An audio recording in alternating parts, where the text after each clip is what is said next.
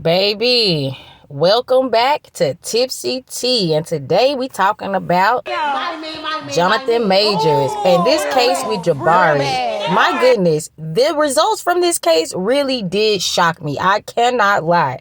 This man is known for his phenomenal acting in Lovecraft Country and also in The Ant-Man. He's also showed and appeared in other films and other TV shows, but wherever this man acts, he is almost for certain bound to leave some type of impact on his viewers and his audience. Now, I attest to this picture. Most definitely. I heard that the film that's coming up is pure grade A trash. That's a whole nother topic for another day.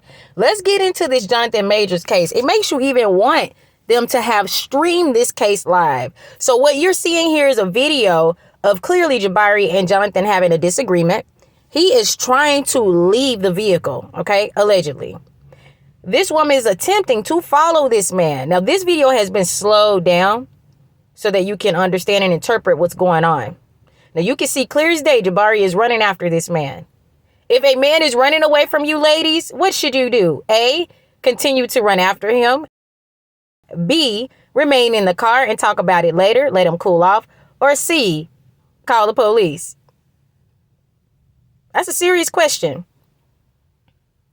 So according to the driver of this private vehicle, he stated that it was clear that Jabari was upset with Majors and that Majors just wanted to exit the vehicle. However, Jabari would not allow that. Now, he could not say whether or not they were exchanging blows to each other. That part he said he did not witness, but he did witness a lot of screaming and yelling. And as you can see in this video right here, Jabari is seen adjusting her hair. She showed the cops there was some scratches behind her right ear and also that she had hurt her middle finger. Now, she's seen talking to 3 people here. Now, these 3 people were strangers that night. She had never met them before until that night. And according to the strangers who testified in court, they stated that, yes, she did have issues with her finger. They did invite her to a birthday party that night, and that she did explain to them that she had found out her boyfriend was cheating, aka Jonathan Majors. So this is where all of the disagreement came about. There's Jonathan Majors walking by, and you can see her still trying to talk to him. He's walking by like, hey, he's over it. You can see it in his tonality. You can see it in his disregard to even wanting to have a conversation. And you can also see that Jabari is clearly running after this man again. Now, what I believe, this is just my belief, I believe that Jonathan was attempting to put her back into the car. He did not want to have the conversation that night because it's possible that she may have exchanged physical hits towards him, and he just wanted to exit the situation as gracefully as possible, as he should have, because no man wants to be accused of placing his hands on a woman. And unfortunately, that is exactly what happened in this case. Now, this video clip is a video clip of Jabari in the nightclub with the strangers that invited her to the birthday party. Okay. Here's another clip of her in a hotel and another clip at them at the private car. Now, the whole time, what is happening here, as you can see, Jonathan Majors is attempting to place her back in the vehicle. Now, I can't say whether I agree or disagree with his actions. I'm sure in the heat of the moment, no one's thinking rationally. Adrenaline is pumping on both sides. But what I do honestly believe, in my opinion, is that if you're going to charge one person, then you absolutely have to charge the other person. It is very clear that by the time she made it back to the hotel, she was intoxicated. And I'm going to show you some video footage of that where she's in the closet. She's actually has no clothes on from the waist down, and she looks a mess. And understandably, they just had an argument because she found out that he's cheating. It's not a great place to be emotionally for a woman or a man. However, what I do know, and even in my own personal experience, is that when someone is upset with you because you're upset with them, the best way to handle that is to simply give them space and give both of you guys time to process what is going on in real time. So that means you don't chase after them, you do not put your hands on them, and you do not call the popos, people, because when you call the popos, this is what happens. So it's clear as day Majors called the police himself.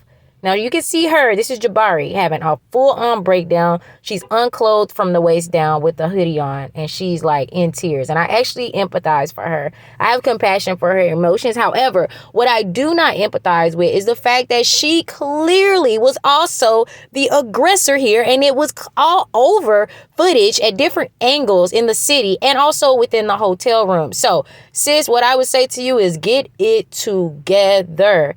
After having such an explosive emotional outrage towards your boyfriend or now ex-boyfriend, the best thing for you to do was not to go to a bar and drink. However, I can't tell you how to handle your emotional distress. I can only assume that that makes your emotions amplify. That's not the answer. And who's to say where she got that scratch from, to be honest, hypothetically speaking and allegedly speaking? You could have gotten it at the bar.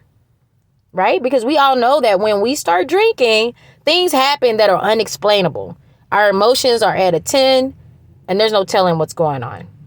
Now, you can see this video of current girlfriend, Megan Good, and Jonathan Majors leaving the trial. And it's unfortunate that he lost this trial. And it's also unfortunate that Jabari and Jonathan Majors even got this far into this situation. Now, I do have some clips of Jonathan expressing to Jabari how he doesn't feel supported by her, that he's a man that is elevating in the entertainment industry as a black man, and he needs her to act with class and dignity, much like Coretta Scott.